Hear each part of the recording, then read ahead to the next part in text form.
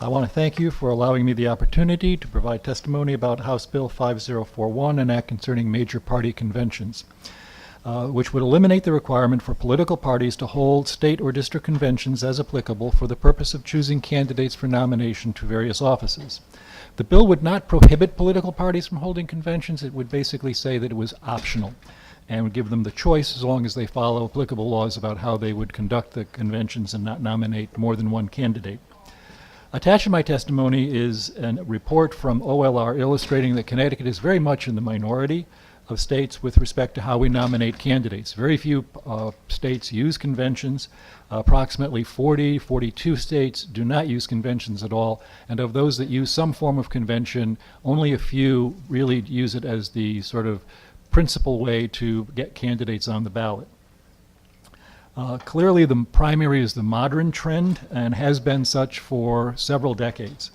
For many years, the convention seemed to serve the interests of the voters of the state of Connecticut. However, since 2006, it's been clear that the convention is an expensive and time-consuming hoop through which candidates must jump. Candidates solicit support at the convention, and I'm talking about a state convention, by seeking support from, in the Republican Party, around 1,200 politically active individuals and a somewhat larger group, I guess, within the Democratic Party, their convention being somewhat more numerous.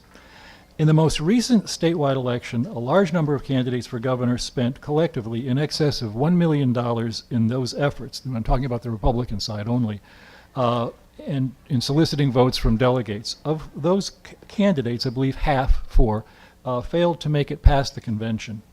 And therefore were unable to get into the primary because they had spent all their money just talking to delegates at the convention. In addition, besides the governor candidates, which got the most amount of publicity, candidates for offices such as attorney generals, the treasurer, comptroller, and lieutenant governor spent hundreds of thousands of dollars each, again, focused mostly on getting through the convention, getting to that point. The conventions themselves don't or cost approximately $100,000 to stage. The irony is, of course, that in the last Republican convention, the ultimate nominee of the primary was someone who didn't even bother to participate at all in the convention process. And in effect, what the Republican nominating electorate was saying was that they didn't seem to care too much about the convention process when it came to the office of governor. Another problem is that the convention encourages the kind of wheeling and dealing and insider baseball that has very little, if anything, to do with choosing the best candidate. In way too many cases, candidates and party leaders make deals to deliver delegates for one office and one candidate in exchange for delegates for a different office and a different candidate. And even though these candidates may have totally opposing views on issues and may be totally inconsistent in terms of their governing philosophy, the delegates end up voting for those conflicted kinds of candidates. And this doesn't really do anything to help the public understand what the issues are or to present some sort of coherent governing philosophy or to make it possible, once elected, for the public officials, if they are in this kind of conflicted situation, from formulating an effective public policy.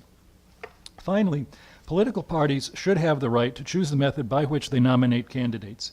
It has been ruled by the United States Supreme Court in the case of Tadgen versus the Republican Party that the private association is under the Constitution, this right of private association is protected under the First Amendment of the U.S. Constitution. It should not take a federal lawsuit to implement the principle about this, the ability of the parties to create their own organizational structures. And the integrity of our elections remains an absolute importance to the people of Connecticut. And this legislation would allow a more equitable process for every candidate, regardless of political party. This bill has the potential to truly level the playing field. And if I could just quote briefly, Mr. Justice Thurgood Marshall delivered the opinion that I'm quoting from. The state argues that its statute is well designed to save the Republican Party from undertaking a course of conduct destructive to its own interests. But on this point, even if the state were correct, a state or court may not constitutionally substitute its own judgment. The party's determination of the boundaries of its association and of the structure which best allows it to pursue its political goals is protected by the Constitution. And it is as is true of all expressions of First Amendment freedoms, the courts may not interfere. So The structure is what, that case had to do with primaries and allowing unaffiliated voters to participate. What I'm talking about now is also referenced in there, though. It talks about the structure by which you choose candidates. And so I would urge the committee to please act favorably on this. If you have any questions, I'm happy to answer them.